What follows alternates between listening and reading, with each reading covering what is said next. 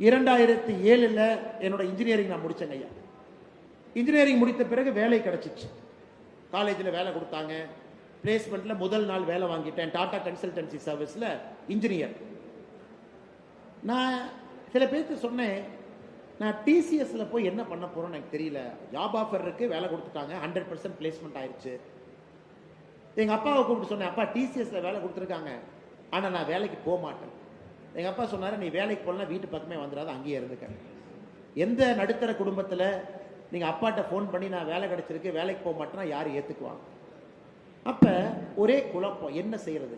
23 வயதுல என்ன செய்யறதுன்னு புரியல எனக்கு. அந்த மாதிரி சில இளைஞர்கள் அமர்ந்திருக்கலாம். தொழில் ஆரம்பிக்கலாமா தெரியல, எம்பிஏ போலாமா தெரியல, மக்களுக்கு சேவை பண்ண போலாமா தெரியல. அப்ப என்ன பண்ணுங்க, ஒரு வருஷம் எதையும் இல்லாம வேலை செய்வோம். சாப்பிட்ற பணம் வேணும். எங்க அப்பாட்ட போய் கேட்கிற அளவுக்கு எனக்கு துணிவில்லை, வேலைக்கும் போகல.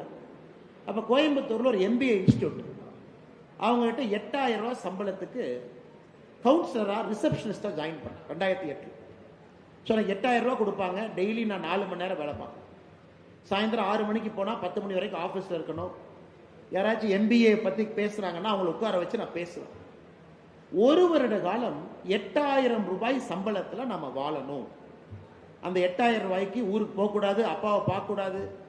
அந்த 8000 ரூபாய்க்கு வாடகை கொடுக்கணும், 8000 ரூபாய் பைக்குக்கு பெட்ரோல் போடணும், 8000 ரூபாய்க்கு 3 வேளை சாப்பாடு சாப்பிடணும். அப்போ என்ன ஆச்சுனாங்க, 2வது மாதம் கோயம்புத்தூர்னுடைய ஒரு பெரிய எக்ஸ்பர்ட் ஆயிட்டேன். எந்த மெஸ்ல வியாழக்கிழமை சிக்கன் பிரியாணி போடுவாங்க, 35 ரூபாய்க்கு எந்த சிக்கன் பிரியாணியில் 2 லெக் பீஸ் இருக்கும். ஒரு படத்தில் செந்தில் சொல்லுவார், இதெல்லாம் இன்ஃபர்மேஷன் பாஸ், எந்த புளியோதரை எந்த கோயிலில் போடுவாங்க, எந்த சக்கரை பொங்கல் எந்த கோயிலில் போடுவாங்கன்னு ஒரு படத்தில் பார்த்தீங்கன்னா அந்த செந்தில் மாதிரி கொஞ்ச நாளைக்கு நான் இருந்தேன். ஏன்னா இருக்கிற பணத்தை கச்சிதமாக செலவு பண்ணணும்.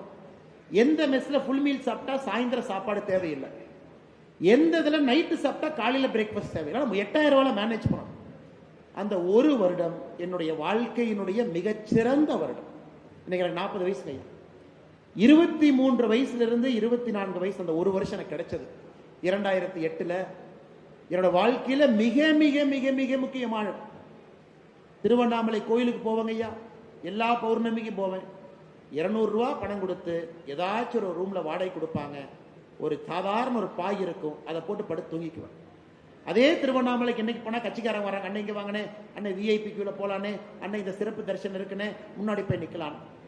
அதே திருவண்ணாமலையில எத்தனையோ கிரிவலம். இன்னைக்கு எனக்கு பிடிச்ச விஷயம், சாதாரண மனிதராக ஒரு பாயை போட்டு 200 ரூபா ரூம்ல கொடுத்தீங்கன்னா குளிச்சுட்டு சாப்பிட்டுட்டு சிவனை பார்த்துட்டு வந்தேன். எல்லா பௌர்ணமிக்கு தவறாம.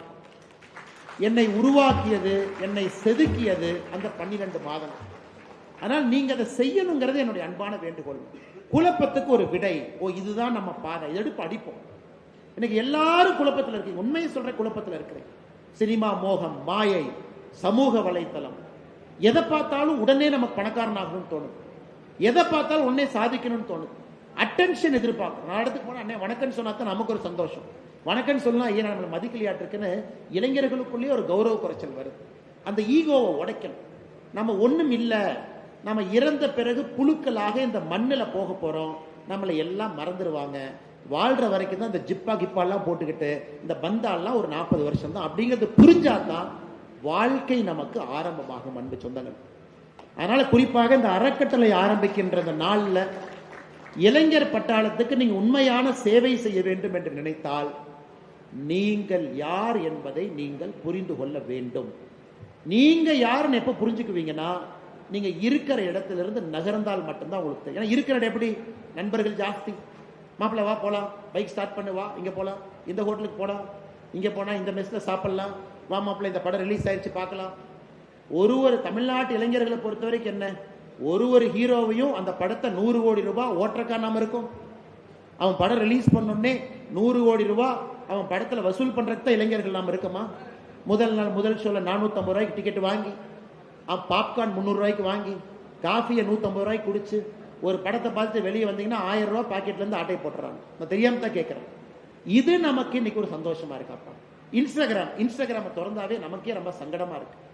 எந்த இட்லி சாப்பிட்டேன், எப்படி சாப்பிட்டேன், அந்த மூஞ்சி இப்படி வச்சு போட்டோ எடுக்கிறாங்க, இப்படி வச்சு போட்டோ எடுக்கிறாங்க. ஒரே மூஞ்சி தாங்க இருக்கு, ஒரே பேக்ரவுண்ட் தான் இருக்கு. எத்தனை விதத்துல அந்த போட்டோ எடுக்கிற நேரத்தை வேற எதுக்காச்சும் நம்ம பயன்படுத்தணும்னா எவ்வளவு சிறப்பாக நாம் வரலாம்.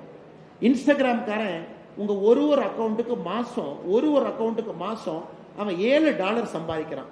மானிட்டைசேஷன் வந்து $7. ஒரு இன்ஸ்டாகிராம் அக்கௌண்ட்டுக்கு $7, சாரி மாசம் இல்ல, வருஷத்துக்கு $7 ஃபேஸ்புக் மெட்டா சம்பாதிக்கிறான் உங்களை வச்சு. ஏன்னா நீங்க கஸ்டமர் இருந்தா தான் ஆடு புஷ் பண்ண முடியும். ஆடு புஷ் பண்ணா தான் மார்க்கெட்டிங்காரன் பணம் கொடுப்பான். மார்க்கெட்டிங்காரன் பணம் கொடுத்தா தான் மார்க் ஜக்கர்பர்க் பணக்காரனா இருப்பான், உலகத்துல 3ஆவதா இருப்பான். ஸோ அவன் மெட்டாவை வளர்த்துறதுக்காக நாம போட்டோ எடுத்து, நாம செல்ஃபி எடுத்து, விதவிதமா போஸ்ட் கொடுத்து, நமக்கு அவன் $7 அக்கௌண்ட்ல போட்டா கூட சந்தோஷம் தானே. டே தம்பி, என்னை வச்சு $7 வாங்கினேன், அதில் ஒரு $4 கொஞ்சம் அக்கௌண்ட்ல போட்டா ஒரு 2 பரோட்டா சாப்பிட்றதுனாச்சும் யூஸ் ஆகும். ஸோ அதுலேயும் ஒரு பைசா பிரயோஜனம் இல்லை. சமூக வலைதளத்தை ₹1 1 பைசா நமக்கு பிரயோஜனம் கிடையாது. அதே போல வாழ்க்கையில இளைஞர்கள் இதை மிஸ் பண்ணிட்டீங்கன்னா திரும்ப கிடைக்காது ராஜா, கிடைக்காது. இந்த 10 வருஷம் விட்டுட்டீங்கன்னா முடிஞ்சு போச்சு. இந்த 20 to 30 நீங்க உங்களை செட் பண்ணி ஆகணும். அப்படியே கல்யாணம் ஆகும், அப்படியே குழந்தை வரும், அப்படியே ஸ்கூல் ஃபீஸ் கட்டணும்.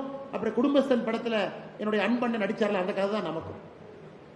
என்னன்னா மாச பட்ஜெட்டை போட்டு கேபிள் பில்லை கட்டி, இவனுங்க விற்கிற விலைவாசிக்கு வாங்கி, கரண்ட்டை ஏத்துற இந்த கரண்ட் பில்லை கட்டி எங்கன்னா வாங்குறது, பட்ஜெட் போட்டு தான் வாழணும்.